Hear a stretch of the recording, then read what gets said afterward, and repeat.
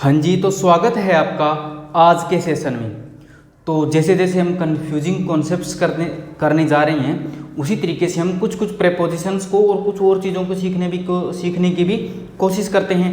तो आज जो मैं आपको करवाने जा रहा हूँ मेरे बच्चे, वो है यूज़ ऑफ टू।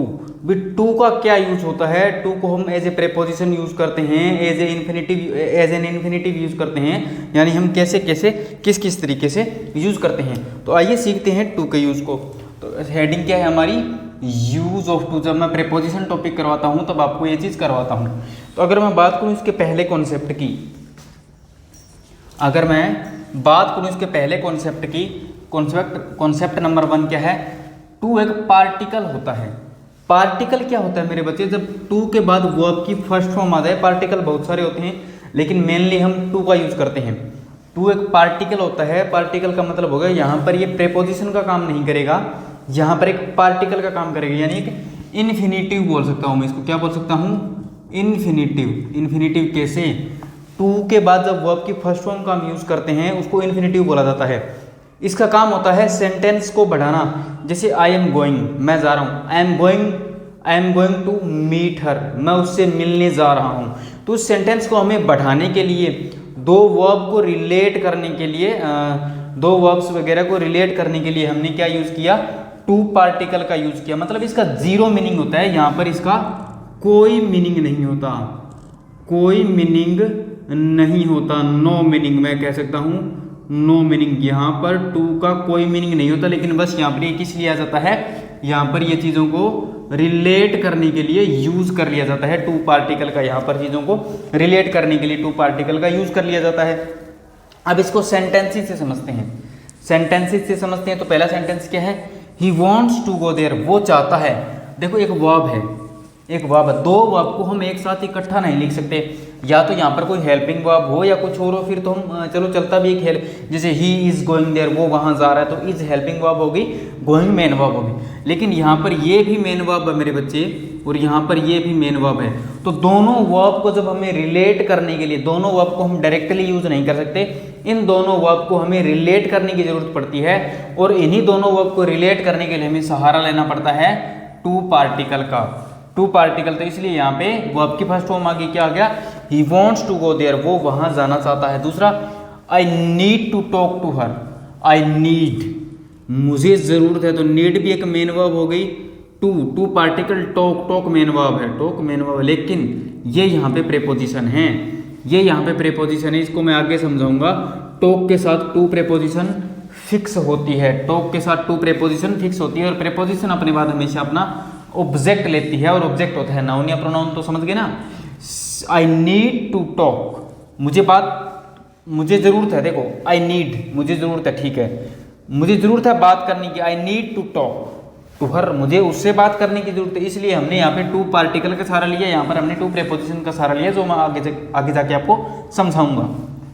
नेक्स्ट है, यू डू नॉट नीड, तुम्हें जरूरत नहीं है, to tell her the truth, उसे सच बताने की। तो नीड यहाँ पे मेन वर्ब हो गई, डू यहाँ पे क्या हो गई, हेल्पिंग वर्ब हो गई, टू यहाँ पे मेरे बच्चे पार्टिकल हो गया, टू यहाँ पे पार्टिकल हो गया, और टेल भी यहाँ पे एक मेन वर्ब हो गई, टेल भी यहाँ पे एक मेन वर्ब हो गई। Next, Rohan wants to play cricket, Rohan चाहता है, भी रोहन चाहता है क्या, प्ले भी मेन वर्ब हो गई, वॉन्ट्स भी मेन वर्ब हो गई, क्या चाहता है, टू प्ले क्रिकेट, तो टू पार्टिकल है, रोहन क्रिकेट खेलना चाहता है, रोहन है ये यहाँ पे, या कुछ और नाम लिख लेना। दे डेयर, उनमें हिम्मत है, क्या हिम्मत है, टू स्पीक ट्रुथ, सच बोलने की। तो डेयर भी तो वर्ब की तरह काम करती है, तो डेयर हो गई मेन वर्ब, टू हो गया पार्टिकल, पी लिख रहा हूँ, और स्पीक भी हो गए मेरे बच्चे मेन वर्ब, द ट्रुथ। उनमें हिम्मत है, उनमें हिम्मत है सच बोलने की, उनमें हिम्मत है सच बोलने की। तो ये हमने कुछ सेंटेंसेस किए जिसमें मैंने बताया कि टू पार्टिकल का काम करता है, यहाँ पे टू पार्टिकल होता है, ना कि टू प्रेपोजिशन होता है। तो आई होप मैं एक बार आपको और समझा देता हूँ। ही वॉन्ट्स, वॉन्ट और गो वर्ब को रिलेट किया, यहाँ पे नीड और टॉक वर्ब को रिलेट किया, यहाँ पे डू और नीड वर्ब को रिलेट किया, नीड और टेल वर्ब को रिलेट किया, यहाँ पे वॉन्ट्स और प्ले वर्ब को। अब ऐसा नहीं है कि ये अकॉर्डिंग टू टेंस भी चेंज हो जाती है। जैसे अगर मैं बोलता हूँ ना, रोहन वांटेड, रोहन चाहता था टू प्ले क्रिकेट, तो यहाँ पे चेंजेस होंगे अकॉर्डिंग टू टेंस, यहाँ पे कोई चेंज नहीं होगा। भैया अगर मैं आपको 1 मिनट के लिए सेंटेंस बता भी देता हूँ, मैं देखता हूँ एक बार नीचे जगह है क्या। हाँ, मैं आपको एक सेंटेंस लिख के दिखा देता हूँ। अकॉर्डिंग टू टेंस आप ये कह सकते हैं, आई वॉन्टेड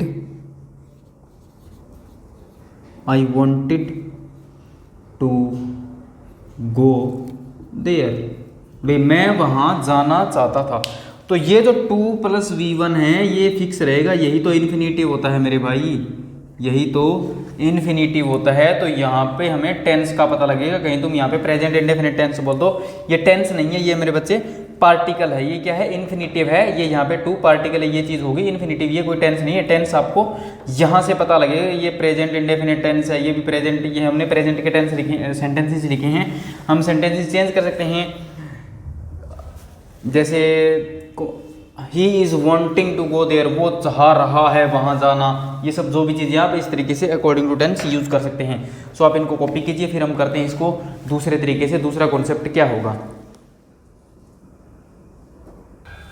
अब कॉन्सेप्ट नंबर 2 क्या है, कॉन्सेप्ट नंबर 2 है टू जो है प्रेपोजिशन भी होती है। टू क्या होती है मेरे भाई, प्रेपोजिशन होती है। और जब टू प्रेपोजिशन की तरह यूज़ करते हैं तो टू के बाद हम कोई डेस्टिनेशन दिखाने की कोशिश करते हैं।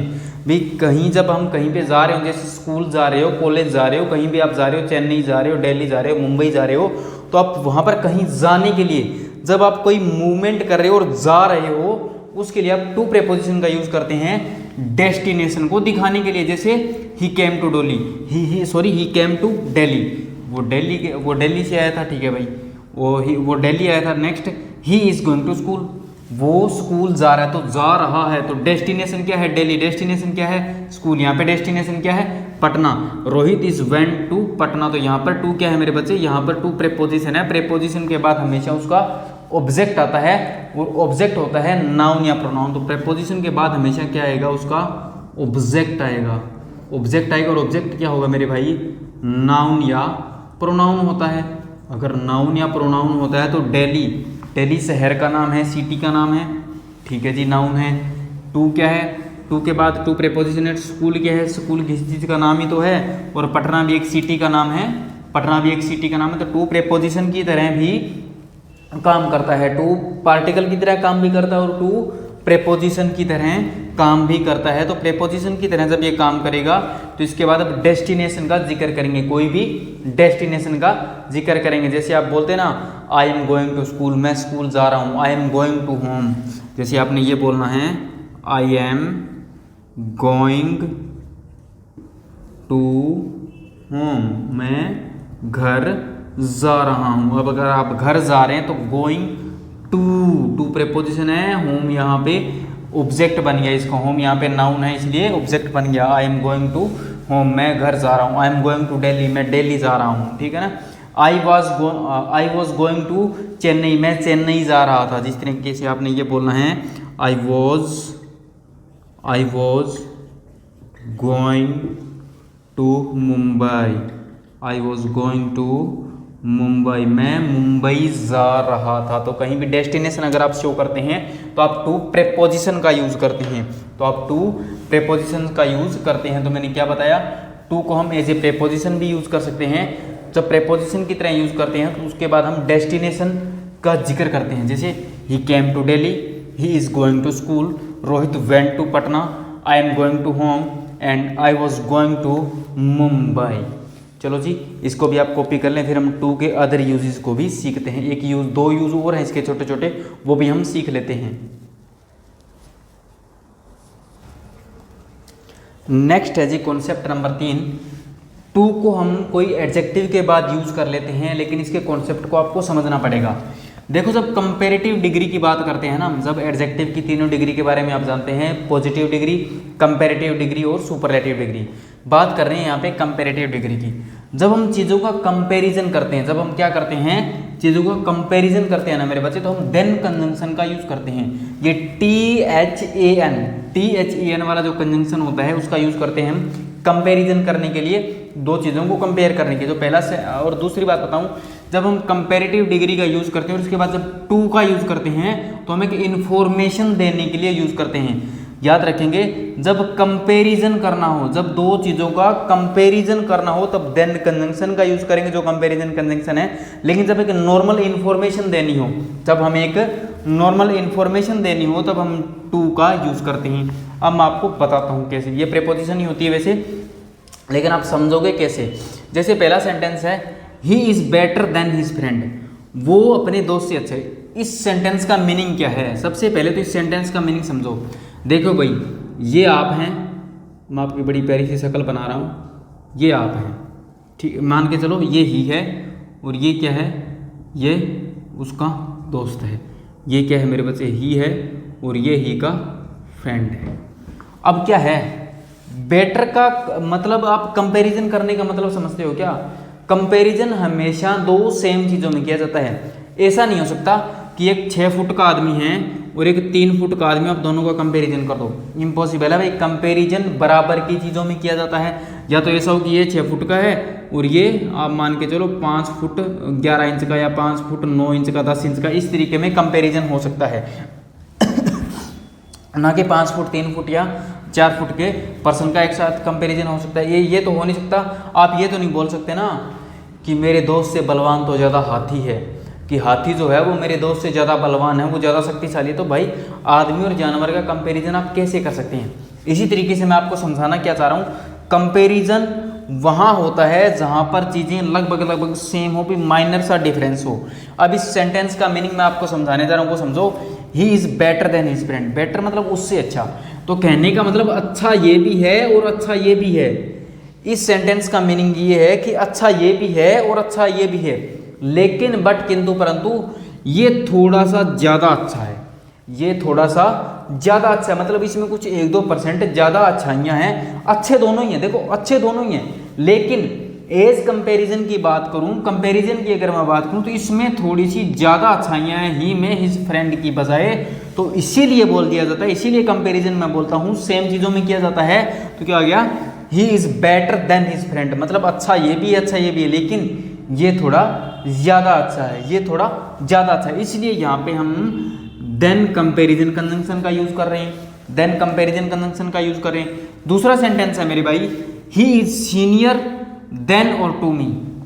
अब देखो मेरे को एक बात बताओ, एक बंदा सीनियर है, आप कॉलेज में या यूनिवर्सिटी में कहीं भी पढ़ने गए थे, स्कूल में पढ़े थे, एक बंदा आपसे सीनियर है या आप कहीं भी जॉब करते हैं, जैसे भी एक बंदा आपसे सीनियर, तो आप क्या हो गए, आप तो जूनियर हुए ना, आप तो जूनियर हुए ना। अगर एक इंसान, जैसे मान के चलो यहीं पे मैं लेके चल रहा हूँ, ये इंसान सीनियर है तो ये क्या हो गया भाई, ये तो जूनियर हो गया। अगर ये सीनियर है तो ये जूनियर हो गया, तो कंपैरिजन काहे का हुआ?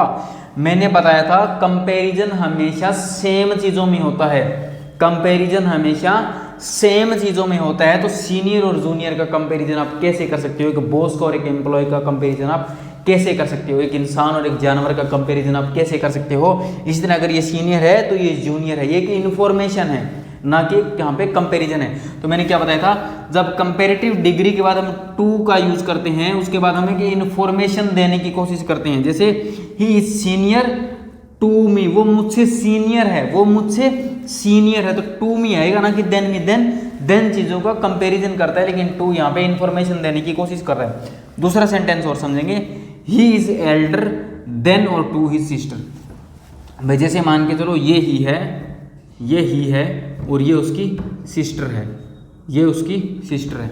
अब एक बात बताओ, अगर आप दो भाई बहन हो, देखो आप दो भाई बहन हो, आपका भाई आपसे बड़ा है, बहन जी सुनिएगा, आपका भाई आपसे बड़ा, तो आप क्या हो गए, छोटे हो गए, तो फिर कंपैरिजन काहे का हो गया? तो इन्फॉर्मेशन हो गया। आप बोलोगे मेरा भाई ना मुझसे बड़ा है, ठीक है, इन्फॉर्मेशन है, इन्फॉर्मेशन है। आप ये बोलते हो मेरा भाई मुझसे ज़्यादा सुंदर है, फिर तो मान लिया भी सुंदर आप भी हैं, सुंदर आपका भाई भी है, लेकिन यहाँ पे कंपैरिजन हो रहा है कि सुंदर दोनों ही हैं, लेकिन कंपैरिजन क्या हो गया, दो सेम चीज़ों का कंपैरिजन होता है, लेकिन एक बड़ा है तो एक छोटा, तो ऑटोमेटिकली हो जाएगा यार, ये तो इन्फॉर्मेशन है। तो यहाँ पर हम देन कंपैरिजन कंजंक्शन का यूज़ नहीं करेंगे, यहाँ पर हम टू का यूज़ करेंगे। यहाँ पर हम किसका यूज़ करेंगे?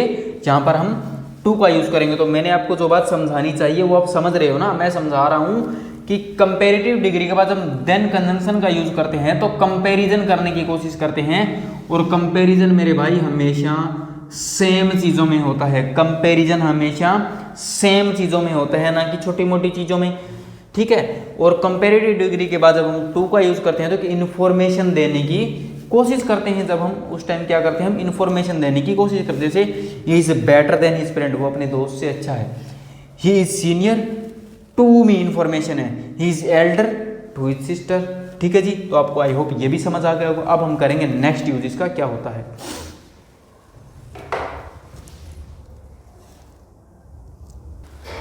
उसके बाद अगर मैं कॉन्सेप्ट नंबर 4 की बात करूं तो प्रेफर की जब हम बात करते हैं, जब हम कोई भी चीज़ों की, कोई भी दो चीज़ों की प्रेफरेंस की बात करते हैं तो हम देन कंजंक्शन का यूज़ नहीं करते, तब हम टू का यूज़ करते हैं। अभी प्रेफरेंस की बात करोगे, जब ये एक छोटा सा कॉन्सेप्ट है, जरूर याद रखो कि जब भी कहीं प्रेफर वर्ब आपको दिख जाए तो उसके बाद आप देन यूज़ नहीं करोगे, टू यूज़ करोगे। आई प्रेफर टू कॉफी, तो कंपैरिजन थोड़ी ना कर रहे हो, प्रेफरेंस की बात कर रहे हो। तो प्रेफरेंस की बात करते हैं तब भी आप टू का यूज़ करते हैं, तब भी आप टू का यूज़ करते थे। I prefer tea to coffee, अरे हाँ, टी टू कॉफ़ी, मैंने टू दोबारा लिख दिया था। ठीक है भाई। नेक्स्ट है कॉन्सेप्ट नंबर 5, क्या है, 2+V1 की जब हम बात करते हैं तो ये एज ए सब्जेक्ट भी काम करता है। जैसे जब 2+V1 की हम बात करेंगे तो एज ए सब्जेक्ट भी इसको यूज़ कर लिया जाता है। जैसे मैंने क्या बोला, to walk is good for health, walk स्वास्थ्य के लिए अच्छा है। क्या स्वास्थ्य के लिए अच्छा है, क्या वट का रिप्लाई क्या होता है, सब्जेक्ट होता है मेरे भाई, सब्जेक्ट ही तो होता है। वो करना, इस वर्ब का ये सब्जेक्ट है। टू वॉक, ये जो इज वर्ब है उसका सब्जेक्ट क्या है, टू वॉक। जिस तरह टू गो, जाना, to go overseas on your own. देखो अगर मैं बात करूँ ना, अगर मेरे बच्चे मैं बात करूँ यहाँ से लेकर यहाँ तक ये पूरा का पूरा सब्जेक्ट है, मतलब 2+V1 से भी क्या की जा सकती है, सेंटेंस की शुरुआत की जा सकती है। तो ये यहाँ की जो मेन वर्ब हो गई, लेकिन ये इतना बड़ा जो आपको दिख रहा है ना, ये पूरा का पूरा सब्जेक्ट है। क्या है, to go overseas on your own.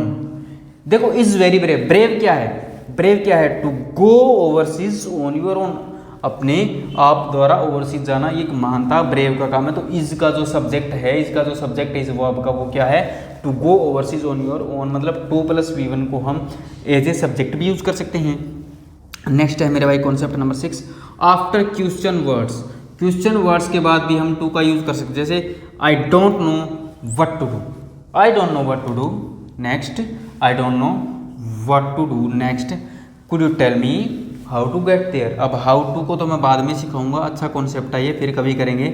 लेकिन I could you tell me how to get there, क्या मुझे आप बता सकते हैं कि मैं वहाँ पे कैसे पहुँच सकता हूँ, या कैसे जाऊँ। गेट यहाँ पे पहुँचने का मीनिंग दे रहा है, गेट यहाँ पे पहुँचने का मीनिंग दे रहा है। गेट के बहुत सारे मीनिंग होते हैं। गेट पॉजिटिव हुआ भी होता है, गेट का मतलब पहुँचना भी होता है, गेट का मतलब कुछ पाना भी होता है, गेट का मतलब कुछ ग्रेब करना भी होता है। बहुत सारे मीनिंग होते हैं, वो समझेंगे फिर कभी छोटी सी रील में, या जैसे मर्जी डाल लेंगे, या फिर चीज़ों को समझ भी लेंगे। लेकिन यहाँ पे क्या हो गया, आफ्टर का क्वेश्चन वर्ड्स के बाद भी हम टू का यूज़ कर लेते हैं। जैसे I don't know what to do and could you tell me how to get there. तो मेरे बच्चे ये थे कुछ टू के यूजेस। देखो ये है कि जो हमारे एग्जाम पॉइंट ऑफ व्यू से और डेली लाइफ से रिलेटेड जो चीज़ें होती है वो मैं आपको करवाता हूँ। अब ऐसा तो है नहीं कि मैं यहाँ पे अगर टू को समझाने लग जाऊँ तो 2-3 घंटे टू पे लगा सकूँ, ऐसा तो मुश्किल है ना। जो चीज़ ज़रूरी है हमारे डेली लाइफ के लिए और एग्जाम पॉइंट ऑफ व्यू से, वो हम ज़रूर करेंगे। सो माय डियर स्टूडेंट्स, मिलते हैं नेक्स्ट क्लास में कुछ नए कॉन्सेप्ट्स के साथ।